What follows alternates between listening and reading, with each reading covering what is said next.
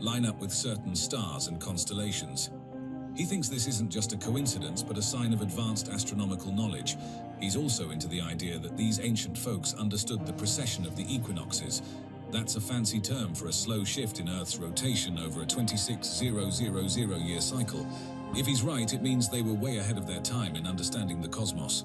Graham Hancock has this captivating theory about ancient civilizations and their architectural wonders. He's really into how these old structures, like the pyramids in Egypt, Stonehenge, and those incredible megalithic sites in South America, show off some serious engineering and architectural skills. Hancock reckons that to build these things with such precision and detail, those ancient folks must have had some advanced knowledge and technology that we don't usually give them credit for. Take, for instance, the way the stones are cut at Pumapunku in Bolivia. Hancock points out that the cuts are so precise, it's as if they had access to some really advanced tools. And when it comes to building massive structures, he's all about the techniques they must have used. He's amazed at how accurately these huge stones were fitted together, often without any mortar, and wonders how on earth they moved and positioned stones that weigh several tons. This isn't just your everyday heavy lifting. We're talking about some serious know-how in engineering and possibly some clever uses of leverage and pulley systems. Now he doesn't stop there. He's also fascinated by the mathematical and geometrical knowledge that these structures reveal. He talks about the use of the golden ratio, pi, and precise angular measurements, which shows a sophisticated understanding of math and geometry. Like, take the Great Pyramid of Khufu. Its alignment, the way its base is perfectly level, and the precise angles of its sides. Hancock sees this as evidence of a much more advanced understanding of geometry and engineering than we might think. Then there are the monumental buildings in Mesoamerica, such as the Pyramid of the Sun at Teotihuacan and the Mayan pyramids. Hancock highlights their architectural sophistication, urban planning, and the use of large stone blocks. All of this, to him, points to a level of technological proficiency and knowledge that goes way beyond what we've traditionally thought was possible for these ancient cultures. In a nutshell, Hancock is looking at these ancient structures and saying, hey, there's more to the story here. He's suggesting that these civilizations had a depth of knowledge and skill in construction, engineering, and mathematics that challenges our conventional understanding of ancient history. It wasn't something the Maya made up. The Olmecs used that same symbolism. So the Mayan calendar is actually an Olmec calendar. And if we then consider the possibility that the Olmecs may just be the latest, the earliest surviving manifestation of that calendar, it could go back. Then there's Teotihuacan in Mexico. Hancock looks at the layout of this ancient city and sees a kind of mirror image of our solar system's planetary orbits. To him, this suggests that the people who built Teotihuacan had a pretty detailed knowledge of astronomy and space. Stonehenge in England is another example. Hancock thinks it was used as an astronomical observatory because of how it aligns with the solstices. He sees this as further evidence that ancient people understood celestial movements really well. And let's not forget about the Pyramid of Kukulkan at Chichen Itza. During the equinoxes, this pyramid casts a shadow that looks like a serpent. Hancock sees this as a sophisticated way of tracking the sun's path, again showing an advanced understanding of astronomy. Hancock also dives into the idea of precession, which is this slow wobble in Earth's rotation that takes about 26,000 years to go full circle. He looks at how the Giza pyramids align with Orion's belt, and how the Sphinx lines up with the Leo constellation during what's known as the Age of Leo, around 10,500 BCE. He thinks these alignments aren't random but deliberate, showing that the people back then understood this complex astronomical phenomenon. So, in a nutshell, Hancock is really into the idea that ancient structures around the world weren't just built for the heck of it. He believes they were deliberately aligned with stars, constellations, and celestial events, showing that ancient civilizations had a much deeper understanding of astronomy than we usually give them credit for. If you mention the word Atlantis to any archaeologist, they will tend to roll their eyes. The fittingly named Eye of the Sahara is by far the most likely location for the lost capital city of Atlantis. When you look at all of the areas around the planet that have been proposed for Atlantis, I think there's one place that fits the majority of his details, and that's the sunken Azores Plateau. The Reichat structure, often referred to as the Eye of the Sahara, is a remarkable and unique geological formation with some fascinating features. Spanning about 40 kilometers in diameter, it's so large that it can be easily spotted from space. The structure isn't a perfect circle, but rather takes on a slightly elliptical dome shape, adding to its mystique. One of the most striking aspects of the Richat structure is its series of concentric rings. These rings are quite intriguing because they're not all the same. They vary in terms of their width, what they're made of, and how they've eroded over time. This creates a complex, layered look that's quite captivating. The rim rock of this is late Cretaceous, about 90 million years old. So at that point, it was below the ocean, right? So it's been uplifted. I think this thing is about 14 or 1,500 feet above sea level. So it's been eroded. You see, this whole thing here is like an erosion. The way these rings have formed is a tale of erosion at work. Over millions of years, forces of nature like wind and water have eroded the dome, unveiling these distinct rings. Each layer of the structure erodes differently, depending on how tough or soft it is, which is why we see this range of rings. Now let's talk about what the Richat structure is made of, because it's quite a mix. The outer rings are primarily made of something called Proterozoic quartzite.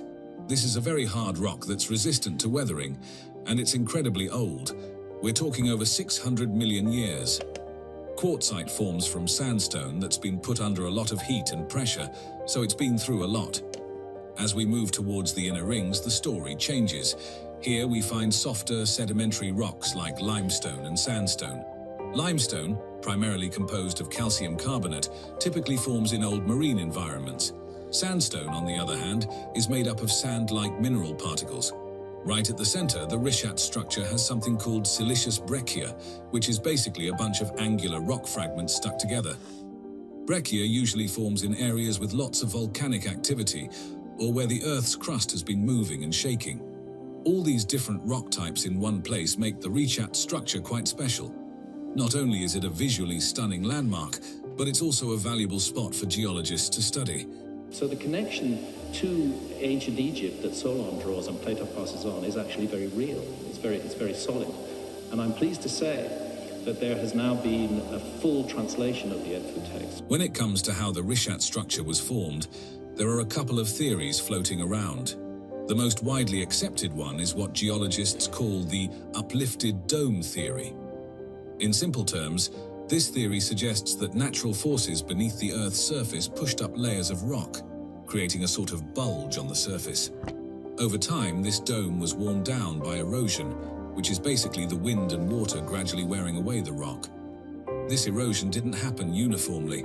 The softer rocks wore down faster than the harder ones, leading to the formation of those distinctive concentric rings we see today. Now, there's another, more speculative theory proposed by Jimmy Corsetti.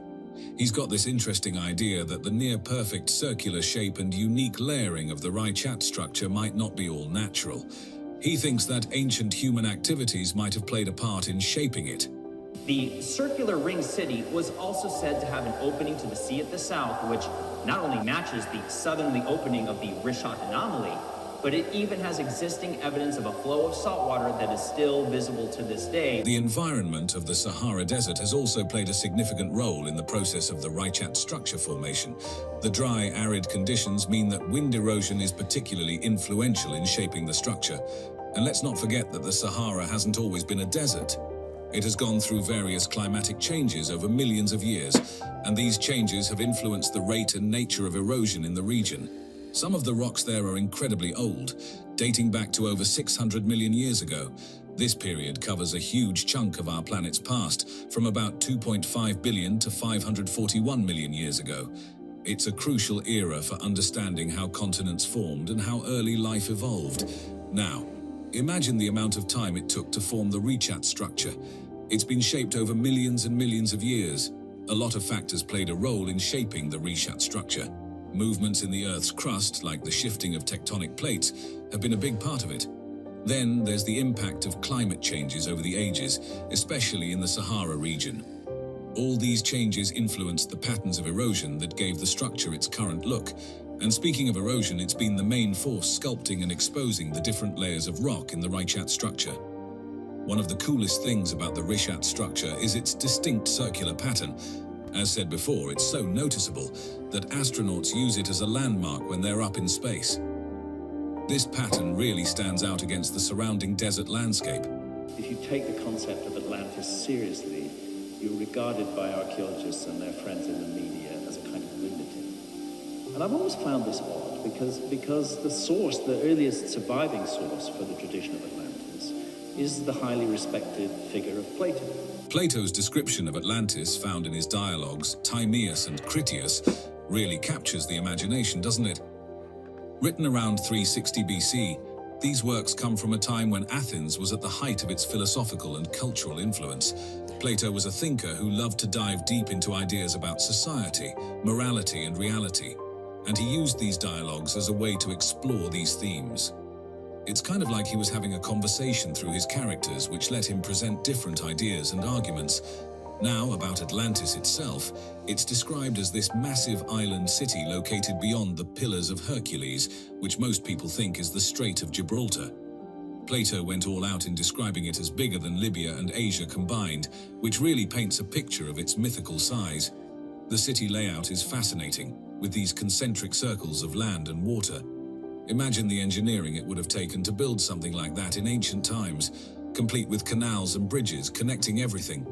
The heart of the island, its central plain, was said to be super fertile, perfect for farming, and it was surrounded by high mountains rich in resources and natural protection. And Atlantis wasn't just about impressive landscapes, it was also a hub of resources and technology.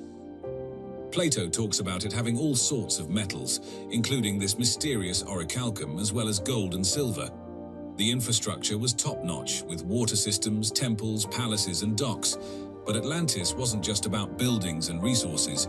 Plato describes it as having a complex society with its own laws, customs, and political organization.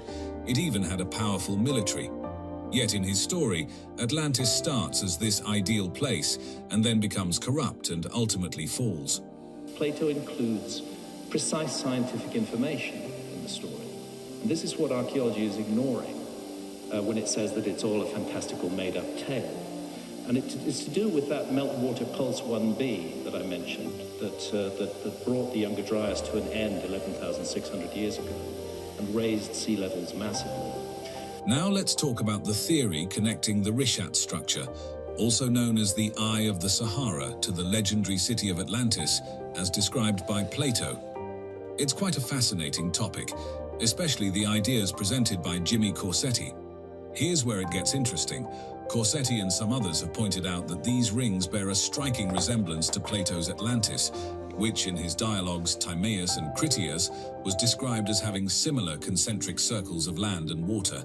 Now, while geologists understand these rings in the Rishat structure as a result of natural erosion processes, the similarity to the mythical Atlantis has sparked quite a bit of interest and speculation. When you compare the size of the Rishat structure to what Plato described for Atlantis, there seem to be some parallels, although there are notable differences in the exact measurements. Corsetti's theory even suggests that changes like erosion over time could have altered the Rishat structure's appearance, possibly bringing it closer to what Plato described. But here's a major twist in the tale. The Rishat structure is smack in the middle of the Sahara Desert, while Plato's Atlantis was described as an island in the Atlantic Ocean. This stark difference in geographical context has led to some interesting speculation. Some theorists propose that the landscape around the Rishat structure might have been very different in the past, possibly closer to water, or even more hospitable than the Sahara we know today. And he's shown writings on the walls by the priests. And he says, what do these writings say? And the priests then unravel the whole story of Atlantis, and they tell how there was this great advanced civilization, which at one time was extremely beneficial and positive to the world, but which fell out of harmony with the universe. The Eye of the Sahara is quite an archaeological goldmine. In this particular region, a variety of artifacts have been found, shedding light on the lives of people who lived there thousands of years ago. We're talking about stone tools like arrowheads, scrapers, and axes that were probably used for hunting and crafting. These tools tell us a lot about the daily activities and skills of these ancient folks. Then there's the pottery. Finding fragments of pottery in the area is like getting a glimpse into their domestic life. It shows that they had developed pottery-making skills, which is a big deal in understanding the cultural and technological progress of any civilization. And you know what's even more intriguing? There are hints of more permanent forms of settlement. Although it's not definitive, the remnants of structures could mean that these were not just nomadic people passing through, but a community that settled down. But here's where it gets really interesting: the rock paintings and engravings. These are found on cliff faces and in caves right around the Rishat structure. The artwork is not just beautiful, it's like a storybook of ancient life.